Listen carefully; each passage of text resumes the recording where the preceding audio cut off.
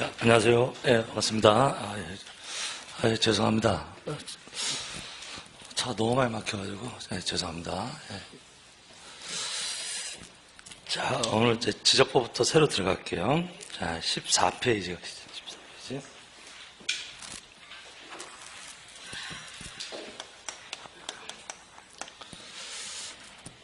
14페이지. 지적이라고 지적부터 하시면, 자, 우리가 지적은 말의 뜻이 뭐였죠? 지적이란 토지를 등록하는 거죠. 토지를 등록하는 것을 뭐라고 한다? 지적. 그런데 어디에다 등록한다? 지적 공부에. 토지를 지적 공부에 등록하는 것을 지적이라 하고, 누가 하는 거예요? 국가가 하는 거죠. 국가의 주무부처가 국토교통부니까 국토교통부 장관은 토지를 지적 공부에 등록합니다. 어떤 토지? 모든 토지. 모든 토지를 등록하는데 토지의 단위는 필지니까 필지별로 등록을 하고요. 필지별로 어떤 내용을 등록하느냐? 그 토지의 표시에 관한 사항, 소재, 지번, 지목, 면적, 경계, 좌표. 이 6가지 사항을 토지의 표시라고 하는 거죠. 이것을 등록해요. 근데 그냥 등록하는 게 아니라 이것을 조사하고 측량하여 지적 공부에 등록해야 한다. 여기 그냥 통으로 외우세요. 지적의 제일 첫 번째 조문이니까. 14페이지 보시면 14페이지. 자, 맨 위부터 읽으시면 되죠. 자, 외우셔야 됩니다. 지금 외우세요. 자꾸 하면 외워지는 거죠. 자, 국토교통부 장관은 모든 토지에 대하여 필지별로 소재, 지번, 지목, 면적, 경계, 좌표 등을 조사, 측량하여 지적 공부에 등록해야 한다. 이렇게 되고요. 그 다음에 2항 지적 공부에 등록하는 지번, 지목, 면적, 경계 또는 좌표는 토지 이동이 있을 때 동그라미 쳐야죠. 토지 이동이 있을 때. 토지 이동하면 무슨 뜻이죠? 토지의 이동 그러면? 토지의 이동이란? 요걸 뭐라 그래요? 요걸 뭐라 그러죠? 토지의 표시예요. 토지의 표시를 새로 정하거나 변경하거나 말소하는 것, 이런 걸 뭐라고 한다? 토지 이동. 토지 이동이 있을 때 토지 소유자의 신청을 받아 지적소관청이 결정한다. 다만 신청이 없으면 지적소관청이 직권으로 조사 측량을 결정할 수 있다. 그래서 토지 이동이 있을 때 누가 결정한다? 지적소관청. 지적소관청. 어떻게 결정한다? 신청을 받아서, 소유자의 신청을 받아서, 신청이 없으면 직권으로 조사 측량을 결정할 수 있다. 자, 이것도 외우는 거예요. 같은 점 1항, 2항 이렇게 됩니다. 자, 키워드들이에요. 이런 말들이 다 키워드고 가로 넣기로 냈어요. 토지 이동이 있을 때 토지 소유자의 신청을 받아 누가 결정한다? 지적 소관청이 결정한다. 그래서 아까 1번은 주어가 뭐고요? 국토부 장관이에요. 국토부 장관. 2번은 지적 소관청이 결정합니다. 어떻게 결정한다? 신청을 받아서. 다만 신청이 없으면 직권으로 조사 측량을 결정할 수 있다. 자, 그럼 이제 여기 중요하죠? 직권주의라고 하는데, 그럼 직권으로 할 때는 순서가 있다. 이제 밑에 3번 소관청의 직권 정리. 자, 지적 소관청은 토지 이동 현황을 직권으로 조사 측량하여 토지의 지번, 지목, 면적, 경계, 좌표를 결정하고자 하는 때는 토지 이동 현황 조사 계획을 수립해야 한다. 자, 중요한 단어죠. 작년에도 답이고. 자, 직권할 때 제일 먼저 해야 될 게 계획 수립. 자, 계획 이름은 토지 이동 현황 조사 계획. 토지 이동 현황 조사 계획. 이때 이 토지 이동 현황 조사 계획은 누가 수립해요? 지적소관청. 주어가 지적소관청이니까 지적소관청 그러면 시장, 군수, 구청장이에요. 그러니까 가로 안에 그 토지 이동 현황 조사 계획은 시군구별로 수립하는 거죠. 소관청이 세우는 거니까 시군구별로 수립하되 부득이한 사유가 있는 때는 읍면동별로 수립할 수도 있다. 이때 계획 세울 때 따로 승인 받을 필요는 없다. 승인은 불료. 그다음에 2번 지적소관청 토지이동 현황 조사 계획에 따라 토지이동 현황 조사 동그라미 치고요. 토지이동 현황 조사. 토지이동 현황 조사. 한때는 토지이동 조사부 동그라미 치고 토지이동 조사부. 내가 적어야 돼요. 조사한 것을.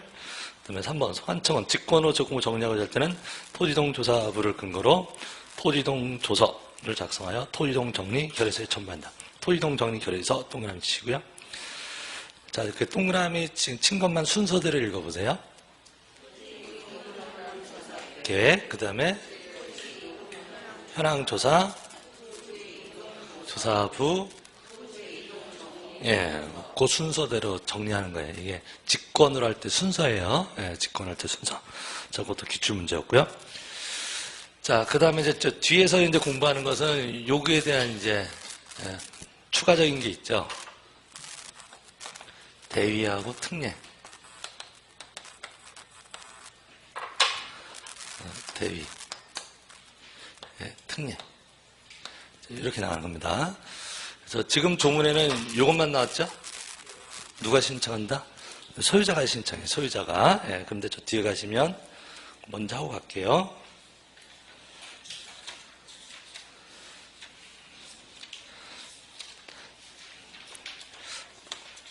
음. 53페이지. 53페이지. 53페이지 맨 위에 이제 보시면 53페이지. 토지이동 정리 개시해가지고 토지 이동이 있을 때 토지 소유자의 신청을 받아 지적소관청이 결정한다. 다만 신청이 없으면 지적소관청이 직권으로 조사 측량에 결정하죠. 금방 한 거죠. 네. 신청이 없으면 직권을 할 수 있다. 그 다음에 2번이 신청의 대위에서 다음에 해당하는 자는 이 법에 따라 소유자가 해야 하는 신청을 대신할 수 있다. 다만 84조에 따른 등록상 정정 대상 토지는 제외한다. 자, 요거 얘기하는 거예요. 소유자가 아까 신청하는데 소유자가 해야 될 것을 안 하면 다른 사람이 대신 신청할 수도 있다고. 이걸 뭐라고 한다? 대위. 그래, 대위. 그래서 네 사람이 나옵니다. 공공사업 시행자, 행정기관의 장 또는 지방자치단체장, 그다음에 집합권법상 그 사업 시행자나 관리인, 그 다음에 채권자, 네 사람 기억하셔야 되고. 그래서 1번에 말하는 그 공공사업이라는 건 어떤 사업이죠? 학교 길 물로 만드는 사업이죠. 학교 용지, 길, 도로, 철도 용지, 그다음에 물, 제방, 하천, 국어, 유지, 수도 용지 이런 용도로 바꾸는 사업은 공공사업이라 하고, 이런 사업을 할 때는 소유자를 대신해서 사업 시행자가 신청할 수도 있다. 예, 되셨고요. 그래서 네 사람 기억하시고요. 네 사람. 그 다음에 거기 단서가 있기는 해요. 그건 나온 적은 없어요. 단서가 나온 적은 없는데 그 말의 뜻은 다만 8세 등록상 정정 대상 토지는 제외한다 이런 말 나오죠. 맨 위에 두째 줄에 정정 대상 토지는 제외한다 이런 말이 나오잖아요. 그럼 그 말은 뭔 말이냐면 정정 대상 토지면 정정을 먼저 하고 대위하든지 하라 이런 뜻이에요. 이해되시죠? 예, 그렇게 이해하시면 되고. 그 다음에 3번에 특례. 자, 도시개발법에 따른 도시개발사업, 농어촌 정비법에 따른 농어촌 사업, 그 밖에 대통령 정한 토지개발사업 시행자는 그 사업의 착수 변경 완료 사실을 그 사업이 발생한 날부터 15일 내 지역소관청에 신고해야 되고, 사업과 관련하여 토지 이동이 필요한 경우에 해당 사업 시행자가 지적소관청에 토지 이동을 신청해야 한다. 자, 신청이 동그라미 치시고요. 2번에 신청. 2번에 신청. 그게 지금 요거 얘기하는 거죠? 요 신청, 무슨 신청? 토지 이동 신청. 그래서 원래 누가 했는데? 소유자가 하는데 도시개발사업 등에서는 누가 신청한다? 사업 시행자.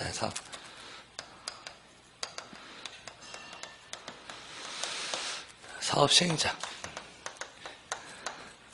그래서 요 도시개발사업 등에 해당하는 사업, 도시개발사업 등에 해당하는 게 24개가 있는데요.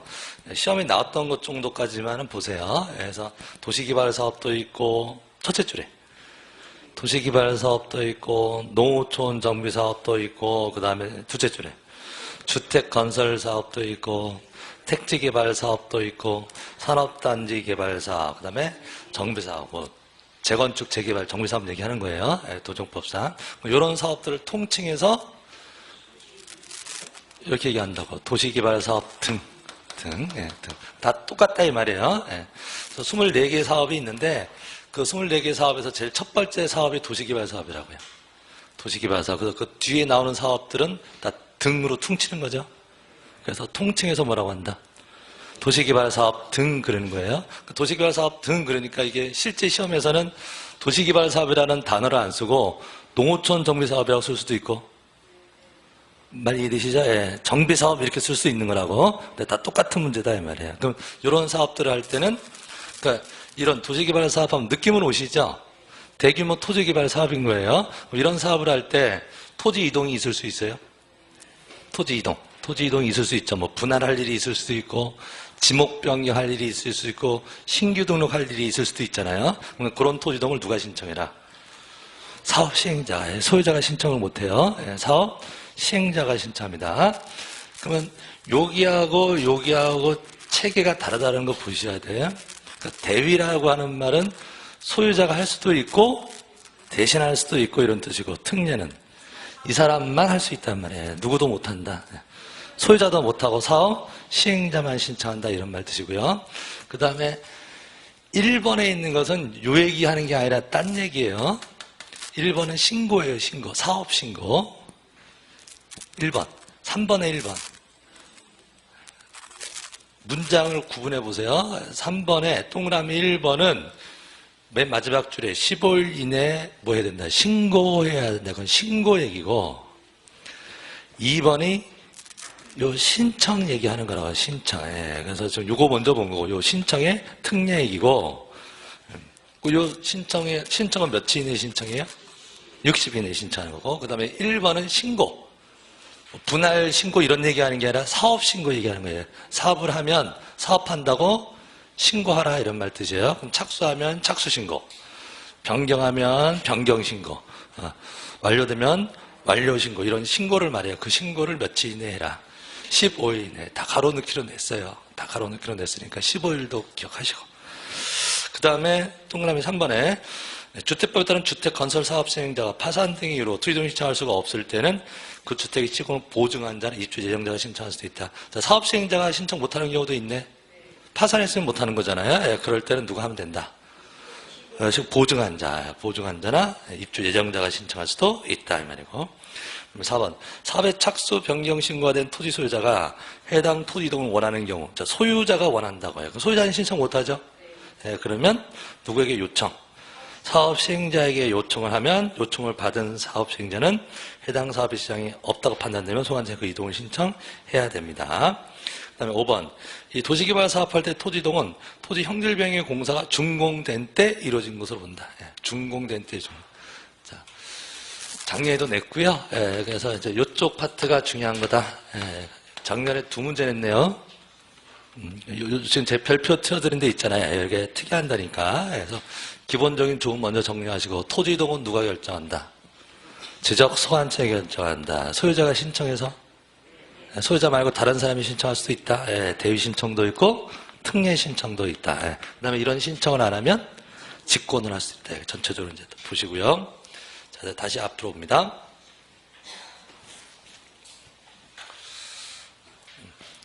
자, 그 다음에 15페이지 이제 가시면 자, 이제 지적법의 제일 첫 번째 조문을 보시고 그래서 우리가 앞으로 공부하는 게 요거 공부하는 거죠?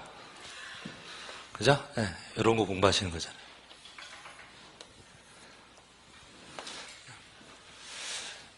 자, 지적이란, 자, 국토교통부 장관이 모든 토지를 무엇별로? 필지별로 소재 지번 지원 면적 경계좌표를 조사, 측량하여 지역구에 등록해요. 그럼 필지별로 등록하는 거니까 이 필지라고 하는 것은 토지의 단위를 말하고 인위적인 거다. 사람이 토지의 단위로 만든 게 인위적인 것이 필지라고 하는 단어고요. 그래서 하나의 필지가 되기 위해서는 6가지 요건을 갖춰야 돼요. 필지의 구성 요건. 그래서 지번 부여적이 동일하고 지번 부여적 그럼 뭘 얘기하죠? 동리. 지번을 부여하는 단위적을 지번 부여적이라고. 그러니까 지번은 무엇별로 붙여요? 동, 리별로. 시지역이면 동, 읍면지역이면 리별로 붙여. 동, 리를 우리가 지적에서는 뭐라고 한다? 지번 부여적. 그러면 하나의 필지는 같은 동 안에 있어야 돼. 같은 리 안에 있어야지 한 필지가 두 개의 동에 걸칠 수는 없다 이런 말이죠. 그래서 하나의 필지는 뭐가 같을 것? 지번 부여적이 같아야 돼요. 그 다음에 하나의 필지는 지목을 하나만 써요. 네, 지목이 동일이 돼요. 네, 지목이 두 개면 두 필지여야 되는 거죠. 한 필지에는 지목을 하나만 쓰는 겁니다. 지목이 동일해야 되고 소유자가 같아야 되고 또 축척이 같아야 되고 집안이 물리적으로 연속되어 있어야 되고 등기 여부가 동일해야 됩니다. 네. 자, 6가지 요건을 갖춰야 하나의 필지가 될 수 있고 요 중에서 예외가 있다. 양입지. 양입지라고 하는 건 뭐였죠? 원래 그 위에 필지가 되기 위해서는 6가지 요건을 갖춰야 되는데 이 중에서 2번의 예외죠. 지목이 동일해야 되는데 지목이 달라도 전부 한 필지로 할 수도 있다. 여기서 지목이라고 하는 건 그냥 용도를 얘기하는 거예요. 그래서 용도가 달라도 한 필지로 등록하면서 주된 용도로 등록하는 거죠, 지목은. 예, 그래서 그때 주된 용도에 편입되어 한 필지로 눈에 뜨는 종된 용도의 토지를 양입지, 양입지. 그러니까 어떤 토지에 양입지가 있다는 얘기는 전부 한 필지로 되어 있다는 얘기예요. 한 필지로 되어 있다는 얘기가 아까 그 필지 요건 중에서 나머지 5가지 요건은 충족해야 돼요. 소유자도 같아야 되고 붙어 있어야 되고 그래야 될 거 아니에요. 축척도 같아야 돼. 이런 건 다 갖춰 있는데 용도만 다를 때 하나의 필지로 할 수도 있다. 단 제한. 물어보면 그 제한 내니까요. 그 종된 용도가 너무 넓으면 안 되죠. 그죠? 예, 너무 넓으면 따로 떼야 되는 거예요. 그래서 주된 토지의 10%를 초과해도 안 되고 330제곱미터를 초과해도 안 되고요. 그다음에 면적과 상관없이 종된 토지가 되는 안 된다. 예, 되는 양입지가 될 수가 없다. 그래서 양입의 제한이라고 하는 것은 종된 토지의 제한이에요. 예? 종된 토지가 이러하면 안 된다 이 말이잖아요. 주된 토지가 이러면 안 된다는 말은 없는 거라고. 예, 그래서 맨 앞에가 어떻게 시작해야 돼요? 종된. 살짝 주된 그렇게 들어가면 틀린 말이라고 해요. 예, 종된 토지가 이러면 양입할 수가 없다. 자, 그 다음에 이제 필지에서는 양입지 보시고요. 그 다음에 필지별로 소재, 지번, 지목, 면적, 경계 좌표를 조사 측량하여 지적공부에 등록하는데 소재하고 좌표는 우리 법에 규정하는 바가 없어요. 그래서 이거는 따로 얘기할 게 없고요. 조문에 없는 건 안 하셔도 됩니다. 소재는 행정구역 얘기하는 거고 좌표는 점의 위치를 숫자로 표시한 건데 기술적인 얘기라서 우리 공간정보법에는 따로 규정이 없어요. 그래서 우리가 시험에 나오는 토지의 표시는 요 4개 하시면 되죠. 지번, 지목, 면적, 경계 요 4개 하시면 됩니다. 4문제 나온다 이렇게 생각하세요. 기본적으로. 자, 지번부터 갈게요. 자, 16페이지 지번. 자, 땅의 번호가 말 그대로 지번이죠. 예, 토지에다가 번호 붙인 거예요. 예, 그러니까 우리나라는 지번을 표시할 때 맨 위에 아라비아 숫자로 표시합니다. 그 다음에 임야대장과 임야대에 등록된 토지는 숫자 앞에 산자를 붙이고요. 그 다음에 3번에 보시면 지번은 본번과 부번으로 되어 있고 본번과 부번서의 줄표시를 연결하고 이 표시는 의라고 읽는다. 예, 밑줄 쳐두시고 의라고 읽는다. 본번과 OX 본번과 부번의 구분은 의라고 표시한다. X예요. 의라고 읽는다. 의라고 읽는다. 예. 자, 되셨고 그 다음에 3번을 가세요. 03번 바로 지번 부여 방법에서 진행 방법에 따른 방식 쭉 나오는데 그게 이론적인 얘기라서 시험에 잘 안 나옵니다. 그래서 그냥 생략하셔도 좋고 오른쪽에 04번에 가시면 법령상 지번 부여 방법 요거 있죠? 예, 요게 이제 시험에 나오는 거죠. 법에 있는 거. 보시면 기본 원칙이 북서기본법. 자, 지번은 지적소관청이 자, 동그라미 치고 지적소관청. 그다음에 지번 부여적별로 동그라미 치시고 자, 북서에서 남동으로 동그라미 치셔야 되고요. 예, 지금 동그라미 친 게 다 기출문제예요. 자, 지번은 누가 부여한다? 지적소관청. 국토부 장관 아니에요. 예, 지적소관청이에요. 그다음 무엇별로? 지번 부여적. 시군구별로 아니에요. 무엇별로? 지번 부여. 아까 동리잖아요. 지번 부여적별로. 그 다음에 방향은 북서에서 남동. 왼쪽 위에 북서에서 오른쪽 밑에 남동으로 부여합니다. 자, 그 다음에 신규 등록, 등록 전환 분할해서 각 토지 이동에서의 지번 부여 방법이 쭉 나와요. 자, 일단 또 우리 오랜만에 또 하니까, 한 2달 만에 하니까, 자, 이미지 다시 불러일으키세요. 자, 신규 등록, 그럼 뭐였죠? 신규 등록, 그러면 처음 등록하는 거? 네, 처음 등록하는 걸 뭐라고 한다? 신규 등록, 뭐. 네, 처음 등록하는 게 어떤 경우가 있어요? 바다를 매립하면 땅이 새로 생기잖아요. 네, 그럼 토지가 새로 생겼다, 그럼 뭐 하는 거예요? 신규 등록, 그런 거죠. 등록 전환. 등록 전환, 이게 무슨 말이었죠? 등록으로 옮기는 거. 임야대장에서 토지대장으로 옮기는 것을 등록 전환. 자, 그럼 신규 등록이나 등록 전환을 할 때 지번을 새로 부여한다. 지번이 새로 나야 될 거 아니에요? 예, 그럼 신규 등록은 처음 등록하는 거고, 등록 전환은 옮겨 등록하는 건데, 등록 전환 입장에서, 등록 전환할 때는 토지대장 입장에서는 처음 나오는 거다. 그동안 임야대장에 있다가 토지대장으로 옮기는 거잖아요. 그러니까 토지대장 입장에서는 처음 나오는 거니까 신규 등록할 때나 마찬가지 방식이라고. 그래서 신규 등록하고 등록 전환은 지번 부여 방식이 똑같습니다. 예, 똑같고. 그럼 원칙은 인접 토지 본번에 부번을 붙인다. 인접 토지 본번에 부번. 여러분들이 알고 있는 이미지. 자, 해안가에 50번지 토지가 있는데 50번지 토지 앞에 바다가 매립됐다. 그럼 50번지 앞에 땅이 새로 생겼잖아요. 그러면 신규 등록을 할 거 아니야. 그럼 몇 번지라고 하는 거예요? 50에 1번지라고 하는 거. 51번지로 하면 안 되죠. 옆에 51번지는 이미 있으니까. 그래서 중번이 생기면 안 되니까 부번을 붙여요. 예, 그럼 표현은, 법 표현은 인접 토지 본번에 부번을 붙인다. 인접 토지 본번에 부번을 붙여요. 그런데 부번을 붙이는 것이 부적당할 때는 본번을 붙일 수도 있다.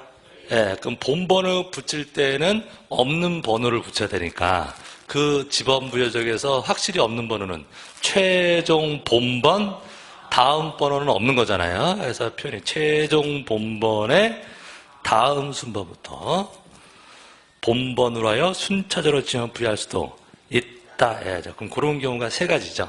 예, 대상 토지가 최종 지번에 인접했을 때, 최종 지번에 인접. 그 다음에 여러 필지를 새로 등록할 때, 그 다음에 이미 등록된 토지와 멀리 떨어져 있을 때, 그 세 가지 표현이에요. 최종 지번 인접, 여러 필지, 멀리 떨어져 있다. 이렇게 세 가지 표현이 나올 때는 어떻게 붙인다고요? 어떻게 붙인다고? 제가 지금 하려고 연습하는 거예요, 지금. 네. 최종 본번에, 책 다시 한번 보시죠. 최종 본번에 다음 순번에. 입에 뱃이라고. 네. 최종 본번에 다음 순번부터 본번으로 합니다. 네. 자, 그 다음 이제 분할 갈게요. 자, 분할. 한 필지를 여러 필지로 나누는 게 분할이다. 네, 그럼 분할하면은 번호가 더 필요한 거죠? 한 필지가 여러 필지 나눴으니까. 그럼 분할할 때 한 필지는 그대로 쓰죠? 한 필지는 분할 전에 지번 그대로 쓰는 거예요. 네. 그 다음에 나머지 필지의 지번은 부번을 붙여야죠. 부번을 붙여야죠. 10번지를 분할하면 10의 1, 50번지를 분할하면 50의 1, 이렇게 부번을 붙여야 되는데 50번지를 분할하는데 50의 1번지가 이미 옆에 있을 수도 있죠. 있을 수도 있잖아요. 그러니까 부번을 붙일 때 없는 부번이어야 되니까 표현이 어때요? 그 본번에 최종 부번 다음 순번으로 부번 부여한다. 자, 그다음 표현 다시 익히세요. 본번에 최종 부번 다음 순번으로 부번을 부여한다. 표현 익히시고 하나는 무조건 분할 전에 지번으로 하고 나머지 필지 지번은 본번에 최종 부번 다음 순번으로 부번 부여합니다. 자, 그러면 번호를 어느 쪽부터 붙여야 돼요? 왼쪽 위에 북서 기본법. 예, 근데 북서 기본법과 상관없이 오른쪽을 먼저 붙일 수도 있다. 밑에를 붙이는 경우가 있을 수도 있다. 예, 건물이 있을 때 얘기죠. 건물. 그래서 읽으시는 예외. 분할 필지 중 주거 사무실 등의 건축물이 있는 필지에 대해서는 그 분할 전의 지번을 우선하여 부여해야 됩니다. 건물이 있을 때는 건물 쪽에다가 우선하여 부여해야 돼요. 이건 소유자의 신청이 필요가 없어요. 우선하여 부여해야 한다. 우선하여 부여해야 한다. 자, 넘길게요. 네. 합병하면 이제 여러 필지로 하나로 합치는 겁니다. 예, 그러면 10번지하고 11번지를 합병했다. 예, 그러면 선순위 지번으로 하는 거죠. 예, 그럼 몇 번지가 되는 거예요? 10번지가 되는 거죠. 그럼 11번지는 없어지는 거죠. 예, 결번이 생긴 거죠. 예, 안 쓰게 되는 번호를 결번이라고 하는 거고, 그래서 합병 후의 집원 중 합병 대상 집원 중 선순위 집원을 그 집원을 합니다. 선순위 집원을 본번으로 된 집원이 있을 때는 본번 중 선순위 집원을 부여하고요. 그다음에 예외 합병 전 필지에 주거 사무소에 건축물이 있어서 밑줄 건축물이 있어서 소유자가 그 건축물 위치한 집원을 합병 후의 집원으로 신청한 때에는 밑줄이죠. 신청한 때에는 그 집원을 합병 후의 집원으로 부여하여야 한다. 그래서 원칙은 선순위 집원으로 하는데 선순위 집원을 안 쓰는 경우도 있다. 두 가지 요건을 충족해야 돼요. 그 집원이 건물이 있고 건물이 있다고 자동으로 그 집원 되는 게 아니라 신청을 해야 돼야지. 건축물이 있어 신청한 때에는 그 집원을 합병 후의 집원으로 부여한다. 자, 그 다음에 5번에 도시개발사업. 도시개발사업 하면은 무슨 측량? 지역 확정 측량. 그냥 이코르로 나와야 돼요. 지역 확정 측량 실시지역. 그러면 이코르 도시개발사업 시행자. 자, 도시개발사업 시행자에서 지번 부채는 종전의 지번 중 본번으로만 부여해. 종전의 지번 중 본번으로만. 그런데 이번에 예외 부여할 수 있는 종전의 지번의 수가 새로이 부여할 지번의 수보다 적을 수도 있어요. 적어요. 그러면 이렇게 메꾸면 된다. 당해 지번 부여적에 최종 본번 다음 순번 또 본번으로 붙이든지 블록 단위로 하나의 본번을 부여하는 필지별로 부분을 부여할 수도 있다. 그럼 아까 기업번호 언제도 나왔었죠? 아까 신규 등록 등록전 할 때 신규 등록 등록전 할 때 원칙은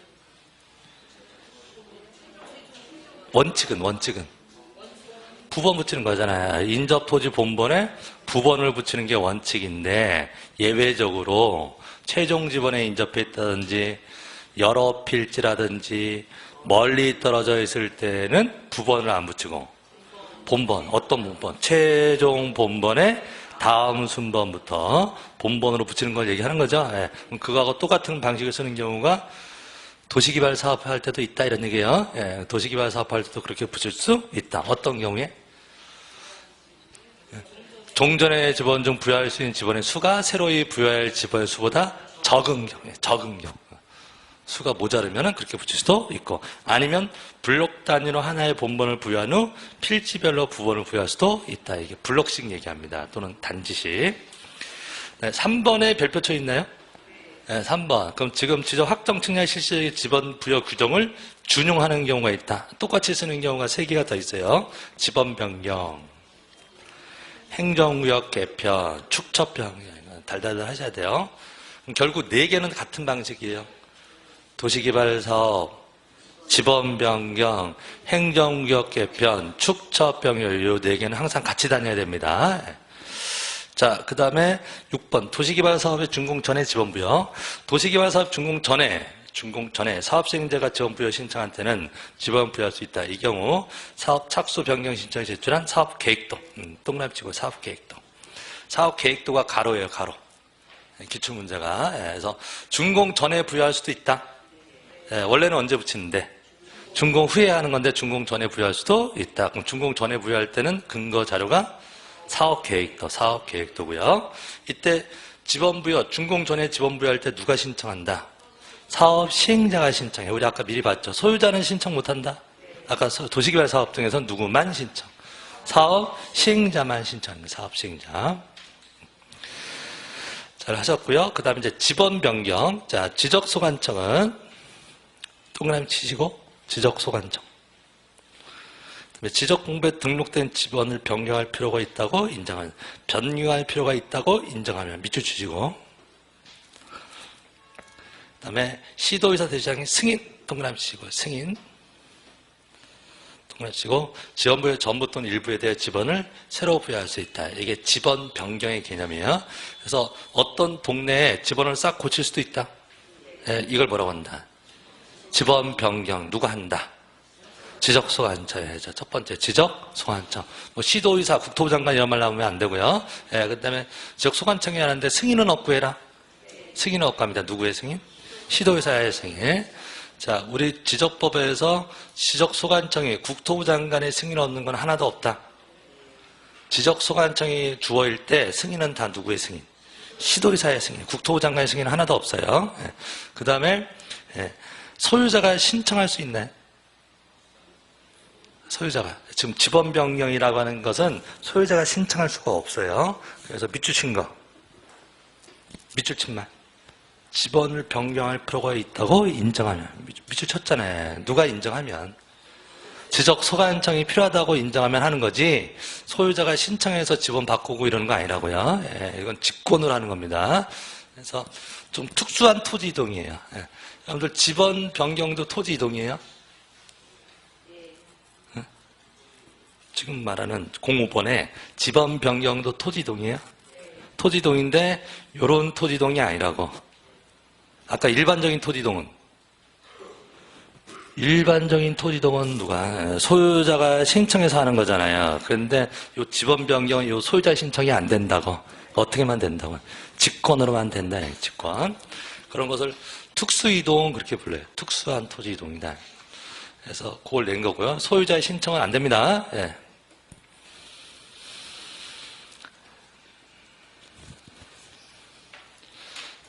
여러분들 기억나시는 거, 직권으로만 되는 토지 이동이 어떤 게 있죠, 또?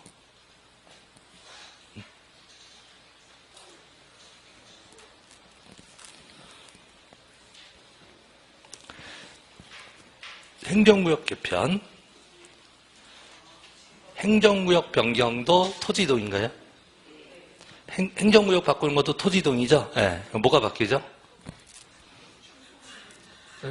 이런 거 바뀌잖아요. 행정구역이 바뀌면 소재, 지번 이런 게 바뀔 수 있잖아요. 그럼 행정구역이 바뀌는 토지 이동도 직권으로만 하는 거예요. 예. 소유자가 신청해서 행정구역 바꾸는 거 아니잖아요. 예. 그래서 지번 변경이나 행정구역 변경 이런 건 토지 이동은 맞는데 소유자가 신청할 수 있는 토지 이동이 아닙니다. 그런 걸 이제 특수 이동 이렇게 부르긴 해요.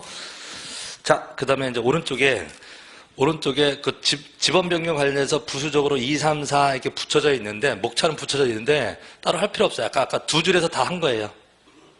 아까 지번 변경은 누가 하고, 지적 소관청이 하고, 언제 하고, 필요하다고 인정할 때 누가 알아서, 지적 소관청이 알아서, 그러면 언제 하냐, 그걸 구체적으로 할 필요는 없고요. 필요하다고 인정하면, 근데 절차는 시도의사의 승인을 얻어요. 시도의사의 승인을 얻어. 다 한 거예요. 그러니까 오른쪽에 그 내용 따로 하실 필요 없고요. 그 다음에 06번에 결번. 오른쪽 페이지에 06번에 결번. 결번도 아까 있었던 번호가 빠지는 걸 뭐라고 한다? 결번. 그죠? 결번. 결번 발생 사유가 여러 가지가 있는데 그걸 일일이 외울 필요는 없고요. 결번이 발생하지 않는 거 두 개 기억하시면 되죠. 신규 등록. 신규 등록은 처음 나오는 거니까 있었던 번호가 없죠? 예, 등록 전환은 어때요? 등록 전환. 등록 전환하면은 산 몇 번째는 없어지는 거잖아. 새로 토지대장에 지번은 생기고 임야대장에 있던 번호는 없어지니까 결번이 생겨요. 결번이 생긴다고. 예. 근데 신규 등록은 없어지는 번호가 없잖아. 결번이라고 하는 게 뭐예요? 있었는데 없어지는 번호를 뭐라고 한다? 결번. 그럼 신규 등록은 결번이 있을 리가 없어. 근데 등록 전환은 있을 수 있다고. 산 몇 번째 없어지는 거예요. 합병은 두 개가 하나가 됐으면 없어지는 번호가 있냐고. 예, 있잖아요. 예. 도시개발사업 하면은 무슨 번호로 써요? 도시개발사업 할 때 지번을 새로 붙일 때 어떤 번호로 써? 도시개발사업 할 때 지번을 어떻게 붙여요? 아니, 원칙부터 하셔야지, 원칙부터. 원칙. 종전의 지번 중 본번으로만 부여한다. 종전의 지번 중 본번으로만 부여한다. 다시 왼쪽 18페이지. 왼쪽 18페이지에 지적 확정 측량 실시에 저기서 지번 부여 원칙은 종전의 지번 중 본번으로만 부여한다. 종전의 지번 그대로 쓴다가 아니죠? 종전의 지번 중에서 본번만 쓰니까 안 쓰는 번호도 생기냐고. 안 쓰는 번호 생기잖아요. 그러니까 번호가 부족할 수도 있죠. 그래서 부족하면 메꿀 때 어떻게 메꾸라? 최종 본번, 다음 순번으로 순차적으로 본번을 붙이든지 아니면 단지식으로 하면 된다 이런 말이죠. 어쨌든 도시개발 사업을 하면 결번이 생긴다? 있었던 번호가 없어지는 경우도 있죠. 결번이 생겨. 예, 그럼 지번 변경할 때 결번 생겨요? 지번 변경. 행정구역 개편, 축척 변경 생기는 거죠. 그래서 아까 왼쪽에 도시개발사업과 똑같은 거 3개 있었죠. 별표 친 거. 왼쪽 페이지에서 지번 변경, 행정구역 개편, 축척 변경은 지번 변경이랑 똑같잖아요. 그러니까 지번 변경이 결번이 생기니까 그 나머지 3개도 결번이 생기는 겁니다. 예, 결번 생겨요. 예, 분할은요? 분할은 늘어나기만 하는 거죠. 그래서 결번이 안 생겨요. 그래서 결론, 나머지는 다 생겨도 분할하고 신규 등록의 경우는 결번이 생기지 않는다. 그래서 거기 그 당구장 표시 있는 게 그거죠. 예. 그리고 이 결번도 따로 관리합니다. 예, 어디다 적어? 결번 대장에. 그래서 결번은 그 의에 읽으시면 지적소관청은 그다음에 가로 시작해서요. 가로 행정구역 변경, 도시개발사업, 지번 변경, 축척 변경, 지번 정정, 가로 닫고, 정정, 가로 닫고. 사유에 동그라미 치시고요. 사유. 그럼 지금 가로 안에 있는 게 무슨 얘기죠? 사유 얘기죠. 무슨 사유? 결번 사유가 되는 거예요. 그럼 그 가로 안에 지금 다 맞는 말이잖아요. 지금 이게 뭐가 발생하는 사유? 결번이 발생하는 사유인데 그 가로 안에 신규 등록이나 분할이라는 글씨가 들어가면 안 된다 이 말입니다. 말 이해되시죠? 예, 문제를 낼 때 이제 그런 식으로 단어를 틀린 거 하나를 쏙 넣어가지고 분할이나 신규 등록은 결번이 나오면 안 됩니다. 그 다음에 사유로 이번에 결번이 생길 때는 지체 없이 그 사유를 결번 대장 동그라미 쳐두셔야죠. 예, 제일 많이 나온 게 그거죠. 결번 대장. 자, 결번 대장에 적는다. 지번 대장 그러면 안 됩니다. 예, 결번은 결번 대장. 예. 자, 지번 하셨고, 자, 그다음에 지목 가시죠. 지목. 자, 지목은 우리나라에서의 지목은 토지를 주된 용도에 따라 분류해 놓은 것을 말합니다. 예, 주된 용도에 따라 분류해 놓은 것을 뭐라고 한다? 지목 그래요. 지목. 그럼 우리가 지목을 정할 때는 밑에 원칙이 지목은 법의 종류가 정해져 있다. 지목 법정주의 28개로 정해져 있고 1필 1목의 원칙. 그 다음에 주된 용도에 따른다는 게 주지목, 추종의 원칙. 그다음에 용도가 일시적으로 바꿀 때는 지목을 안 바꾼다는 게 영속성의 원칙. 그다음에 그 목적이 정해져 있으면 목적에 따라서 지목을 정할 수 있다는 게 사용 목적 추종의 원칙. 그다음에 용도가 중복됐을 때는 먼저 있던 지목으로 그냥 둔다라고 하는 게 등록 선후의 원칙. 등록 선후가 없으면 경중을 따져서 중한 용도로 쓴다. 라는 게 용도 경중의 원칙 이렇게 되고요. 네, 넘겨보시면요. 자, 그럼 지목을 정했다. 그럼 등록을 할 거라고요. 어디에? 요 지목을 등록을 한다고. 네, 그래서 지목은 우리 지적 공부가 7종류가 있죠. 자, 토지를 어디에 등록해요? 토지를 어디에? 지적 공부에 등록하는데 지적 공부의 종류가 7개가 있다고. 그럼 7개의 지적 공부에 지목을 다 쓰는 건 아니다. 그래서 목도장 이렇게 외웠죠. 목도장. 지목할 때 목이에요. 지목은 어디에만 쓴다. 목도장에서 도로 끝나고 장으로 끝나는 데만 씁니다. 그러니까 지적도, 임야도, 도로 끝나는 데하고 장.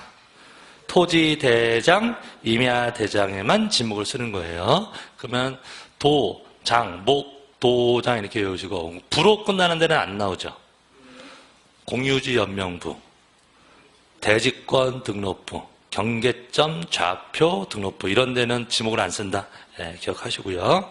그런데 지목을 목, 도장에 가서 지적도, 임야도하고 토지대장, 임야대장에 등록을 할 때 도면에다가 등록을 할 때는 부호로 쓰죠.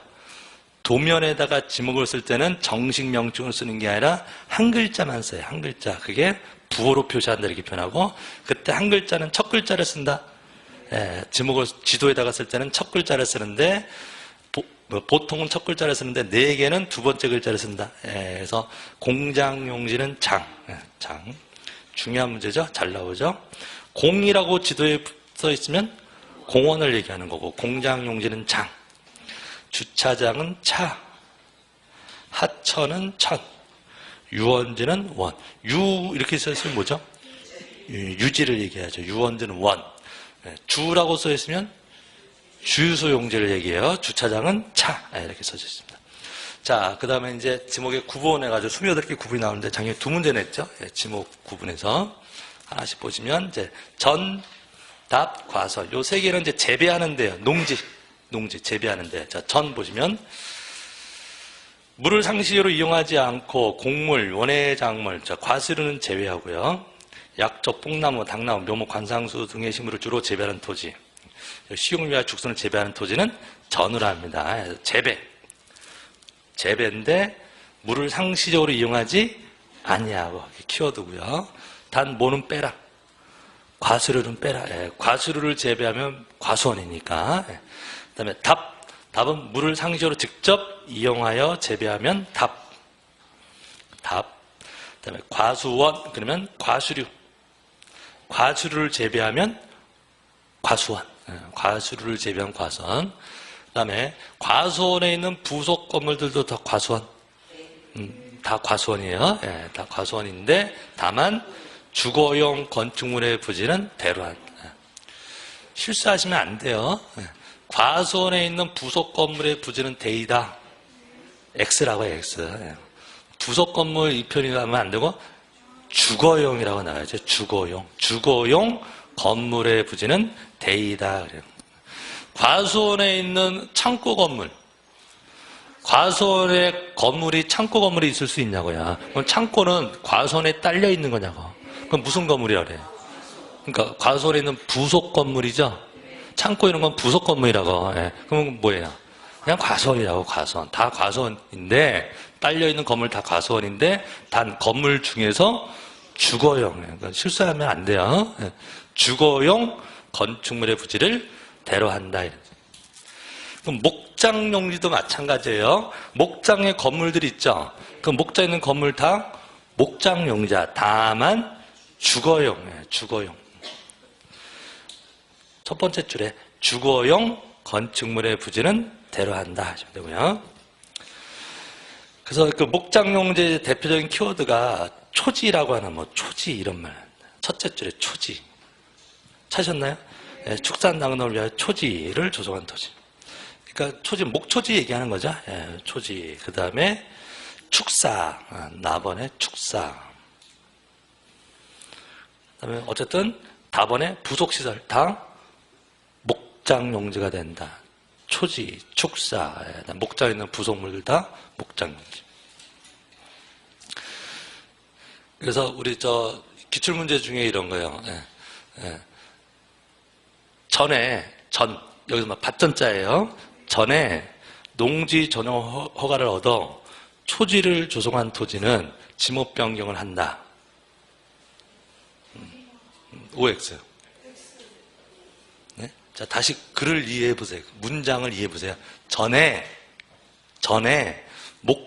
농지 전용 허가를 얻어 초지를 조성한 경우에 지목 변경을 한다. 맞는 말이죠. 지금 뭐였는데? 전이었는데 뭘 만든다고요? 초지를 조성한다는 얘기는 목장용지라는 얘기잖아요. 그럼 전에서 목장용지로 지목 변경을 한다고. 말 들으시죠? 그래서 맞는 문장이었어요. 맞는 문장.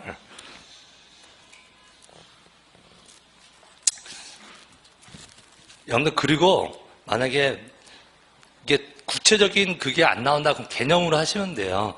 농지 전용 허가를 얻었다는 얘기가 나오는 순간 지목 변경하는 거예요. 말 이해되셨나요? 예. 농지를 다른 용도로 쓰겠다는 건가? 농지였는데 다른 용도로 쓰니까 뭘 얻으래요? 허가를 받은 거잖아요. 그래서 무슨 허가? 농지 전용 허가를 받았단 말이에요. 그럼 지목 변경하는 거예요. 예. 자, 그 다음에 임야 가시죠. 임야는 우리 외운 거죠. 산림 및 원야를 이루는 수림지, 중림지, 암석지, 자갈땅, 모래땅, 습지, 황무지는 임야. 네.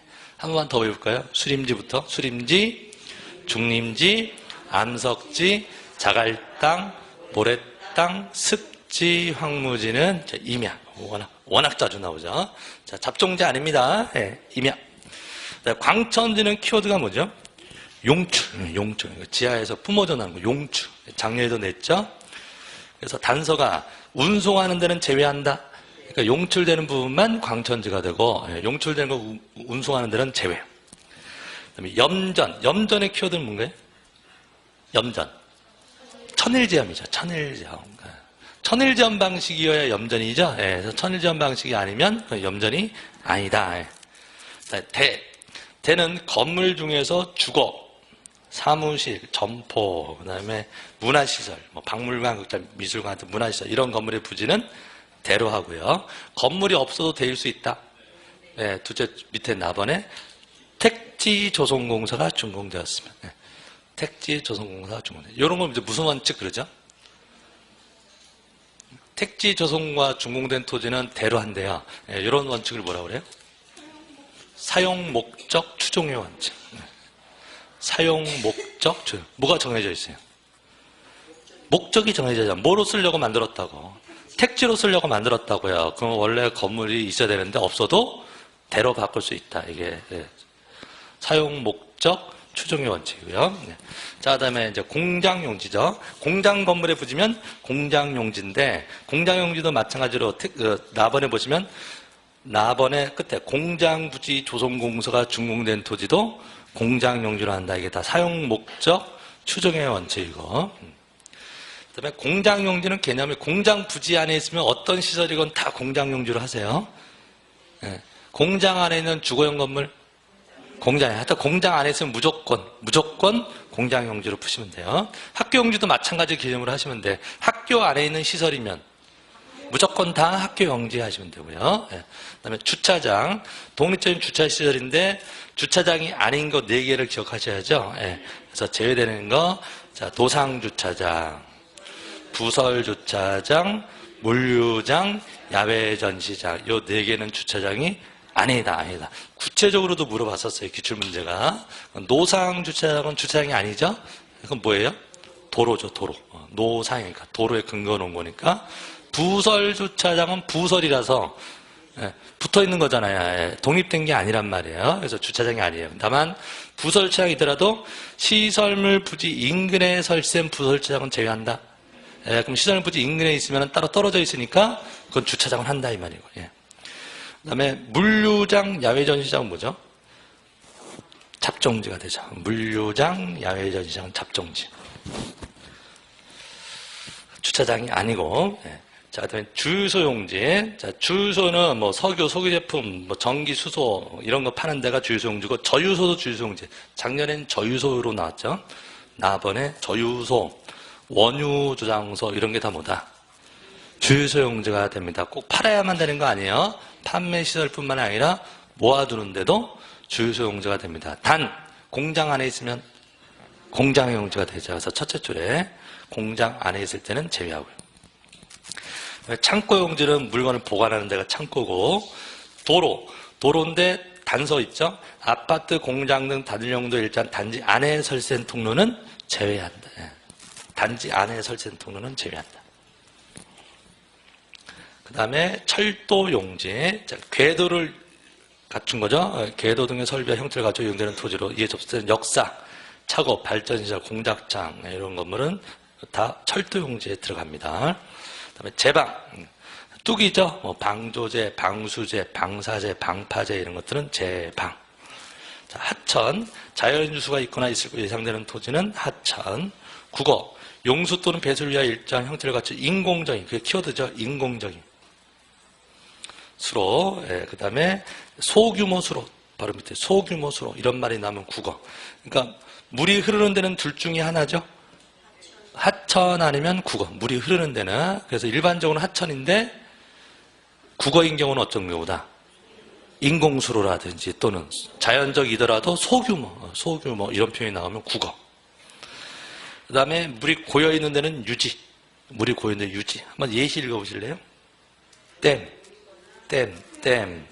저수지, 소류지, 호수, 그 다음에 연못 등의 토지와 연왕골 등이 자생하는 배수가 잘 되지 아니한 토지는 유지로 합니다. 이미지는 느껴지시죠? 물이 고여있는데요. 그런 데가 유지, 뭐 댐이라든지 저수지, 호수, 연못. 그 다음에 연왕골이 자생하는, 그 재배가 아니죠. 재배면은 농사 짓는 거니까 답이죠. 답인데 이건 뭐다? 자생하면 그냥 물이 고이는 거니까 유지가 됩니다. 유지. 그다음에 양어장, 육상에, 국어 시험에 냈죠? 맨 앞에가 육상에. 바다에 그러면 안 돼요. 예, 육상에. 육상에 양식업을 위한 시설의 부지는 양어장. 예. 자, 넘길게요. 예, 수도용지. 물을 정수하여 공급하기 위한 취수, 저수, 도, 송수, 배수 시설의 부지는 수도용지. 뒤에 있는 단어 하나하나 외울 필요가 없습니다. 예, 그냥 물을, 수도 생각하시면 돼요. 예, 물을 정수하여 공급하는. 그다음에 공원. 우리가 공원으로 결정 고시된 토지는 공원으로 합니다. 다만 우리가 묘지공원은 묘지다. 예, 묘지공원은 묘지. 그다음에 체육용지, 체육시설물이죠. 예, 그래서 예시강, 종합운동장, 실내체육관, 야구장, 골프장, 스키장, 승마장, 경륜장, 예, 이런 것들이 다 체육용지고. 다만 체육시설로서 영속성과 동일성이 미흡한 정구장, 골프연습장, 실내 수영장, 체육도장 이런 건 좀 체육용지 아닌 거예요. 자꾸 벌써 이미지를 쌓으세요. 그래서 체육용지가 아닌 거. 정구장 그러면 학교나 아파트 단지에 있는 테니스장 생각하시고, 그럼 학교 안에 있는 정구장은 뭐예요? 학교 안에 있는 정구장은 학교용지고, 아파트 단지에 있는 정구장은 대라고 대. 예, 그거 뭐가 아니다 이런 얘기예요. 뭐가 아니다. 체육용지가 아니다 이런 얘기예요. 예, 그 다음에 골프 연습장. 여러분 실내 골프 연습장 생각하시면 돼. 예, 그거 상가에 있는 거 대예요 그냥. 예, 그 다음에 실내 수영장. 이거 어린이 풀장 이런 거 생각하시면 되는 거예요. 예, 그 다음에 체육도 태권도장 생각하시면 되는 거예요. 그래서 지금 생각나신 그 이미지들 있죠. 예, 그런 것들은 뭐가 아니다. 체육용지가 아니에요. 앞에 무슨 말이 붙어 있죠? 영속성과 동일성이 미흡한, 영속성과 동일성이 미흡한 것들이라고요. 시험지에 영속성과 동일성이 미흡한 그 단어가 없어도 시험지에 나오는 정구장은 어떤 정구장? 영속성과 동일성이 미흡한 정구장을 출제한 거라고. 조문에 있는 정구장을 낸 거니까 말 이해되시죠? 그래서 앞에가 생략되어 있다고 보세요. 그 다음에 계속 보시면 또 체육용지가 아닌 게 또 뭐가 있대요? 유수를 이용한, 그게 키워드예요. 그냥 요트장이 아니라 유수를 이용한 요트장, 카누장이에요. 유수를 이용한. 그냥 하천인 거죠. 유수를 이용했으니까. 자, 그 다음에 유원지 봅니다. 유원지. 일반 공중에 위락휴양. 위락휴양 이런 말 나면 뭐예요? 유원지죠. 놀고 쉬는데. 그래서 예시가 수영장. 지금 요게 지금 뭐라고요? 유원지예요, 유원지. 그 유원지 예시를 읽을 때 첫째 줄 끝에 수영장서부터 쭉 예시가 나오잖아요. 그럼 그 읽을 때 여러분들이 머릿속에 자꾸 이미지를 쌓으시라니까. 그래서 시험지에 수영장 하면은 그 송추유원지 이런 데 있는 수영장을 떠올려야 된다고. 말 이해되시죠? 예, 그래서 수영장 뭐라고요? 유원지, 수영장 유원지. 그 다음에 유선장, 뱃놀이 하는데 유선장. 그 다음에 낚시터, 어린이 놀이터. 시험지에 나오는 어린이 놀이터는 바이킹을 떠올려야 돼요. 미끄럼틀이 떠오르면 안 된다고. 어린이 놀이터 그러면은 바이킹 생각나죠. 바이킹. 이게 이 지목의 이 조문들은 역사가 오래된 조문들이라서 옛날 냄새가 많이 나는 겁니다. 예, 그래서 어린이 놀이터 그런 바이킹 떠오르시고. 그럼 뭐예요? 유원지라고. 유원지. 어린이 놀이터 유원지. 그 다음에 동물원. 여기는 좀 됐죠. 예, 동물원, 식물원, 민속촌, 경마장. 경마장도 일제 때 뚝섬 유원지에 있었다고. 예, 그래서 역사가 그래요. 역사. 이 지목이 언제부터 있었던 거죠? 일제 시대부터 있었던 거라고요. 그래서 역사가 오래된 조문이라고요. 예, 지금은 과천에 있지만 과천 전에는 뚝섬 유원지에 있었어요. 예, 경마장의 역사가. 그래서 경륜장하고 달라요. 아까 경륜장은 체육용지. 아까 위에 경륜장은 체육용지고. 경륜장 그 자전거 경기 하는데요. 예, 경륜장 누가 물어보더라고. 경륜장이 뭐냐고. 자전거 노래하는 자전거 경주하는데 경륜장이고, 경마장은 말 경주하는 데죠. 예, 그 경마장은 유원지. 그 다음에 야영장. 예, 재작년에 들어갔고 야영장. 야영장도 뭐다? 유원지가 돼요. 유원지. 체육용지 아니에요. 예, 야영장도 쉬는 데예요. 뭐다? 텐트촌 이런 건데 뭐가 돼요? 유원지라고. 유원지.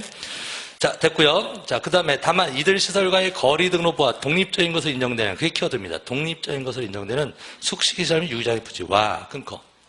그러니까 유원지에 숙식시설 유기장이 있을 수 있냐고. 예, 유원지에도 건물들이 있을 수 있잖아요. 그럼 그 지목이 뭐냐 이런 얘기지. 유원지 안에 있으면 다 유원지예요. 유원지 바깥에 떨어져 있으면 따로 정하는 거라고. 예, 그래서 이제 앞에 무슨 말이 붙어 있다고요?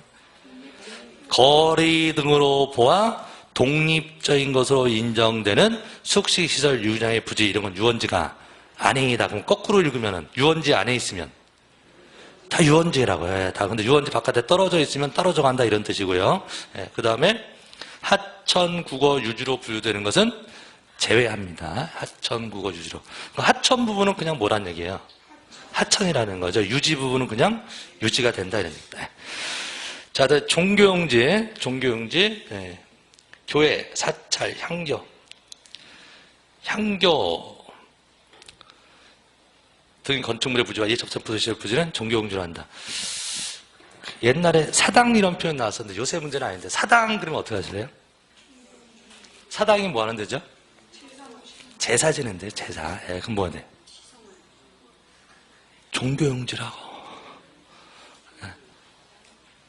교회, 절 이런 것만 생각하지 마시라고. 유교도 종교예요. 유교도 종교잖아요. 예, 그래서 거기에 우리 조문에는 뭐라 돼 있죠? 교회, 사찰, 그 다음에 뭐라 그래? 향교 이런 말 나왔잖아요. 사당 이렇게도 그렇게 비슷하게 똑같이 생각하시라. 사당 이런 것도 제사 지내는 데니까 뭐다? 종교용지 하시고요. 그 다음에 사적지는 이제 문화재 생각하시면 되고요. 유적, 고적, 기념물. 그런데 다만 학교용지나 공원, 종교용지 등 다른 주변 토지 안에 있을 때는 제한합니다. 이해되시죠? 네. 학교 안에 문화재가 있으면 다 학교용지. 네. 아까 종교용지 안에 문화재가 있을 수 있나? 우리가 절 안에도 문화재가 있을 수 있잖아요. 그러면 다 뭐가 된다? 종교용지지 따로 문화재로 사적지로 하지는 않는다 이 말이에요. 예, 그것도 한번 나왔었고요. 그다음에 묘지는 묘지공원은 묘지고요. 다만 묘지 관리 위한 건축물의 부지는 대로한다. 잡종지가 제일 많이 나오긴 했습니다. 그래서 27개 어디도 속하지 않으면 나머지는 다 잡종지가 돼요. 잡종지. 그래서 가번에 갈대밭. 자, 가번부터 한번 쭉 읽으실래요? 갈대밭. 예, 실내 물건 쌓아두는 거, 돌을 캐내는 거, 흙을 파내는 거, 야외 시장, 공동, 지금 이런 게 다 뭐다?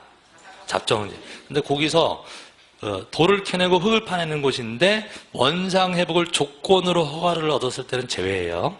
그래서 첫째 줄에 원상 회복을 조건으로 돌 캐내고 흙 파내는 거 허가된 토지는 제외합니다. 자, 근데 문장으로 한번 이해해 보세요. 자, 임야에 채석장 허가를 얻어 채석장이 건설된 경우 지목 변경을 한다. 자, 다시 한번 문장을 다시 볼게요. 임야에, 그러니까 현재 뭔데? 임야였다고. 임야에 채석장 허가를 얻어서 채석장이 들어섰다고요. 그럼 지목 변경을 한다? 해야죠. 뭘로? 잡종지로. 돌 캐내는 것은 잡종지를 하는 거예요. 근데 채석장 허가를 얻었는데 만약에 임야였는데 원상 회복을 조건으로 허가를 얻었다. 그럼 잠시만 쓴다는 얘기잖아요. 원래 있던 임야 그대로 두는 거지 바꾸지 않는다 이런 말 뜻이 되고요. 네. 자, 그 다음에 나번, 변전소, 송신소, 수신소, 송료시설 이런 게 이제 변전소, 송신소, 수신소, 송료시설. 그 다음에 터미널, 자동차 운전학원, 폐차장, 자동차 관련된 시설. 그래서 여기에는 구체적으로 없지만 아까 우리 앞에서 물류장, 야외 전시장 잡종지라고 했죠. 자동차 판매 목적으로 설치된 물류장, 야외 전시장은 아까 뭐가 아니다? 주차장이 아니다. 거기 있었잖아요. 그럼 뭐냐? 잡종지라고 해요. 자동차 관련된 거니까 잡종지 이렇게 되고요. 그다음에 공항, 항만도 새로 들어간 거고요. 공항, 항만, 도축장, 쓰레기 처리장, 오물 처리장 이런 것도 다 잡종지. 그밖에 어디 속하지 않으면 나머지는 잡종지로 합니다. 자, 지목에서 지목 구분은 단서 위주로 해서 좀 정리하시면 돼요. 예. 자, 여기까지 하시고 경계, 면적. 이건 좀 끊었다 갈게요. 예, 좀 쳤다 가시죠. 칠판은 지우지 마십시오.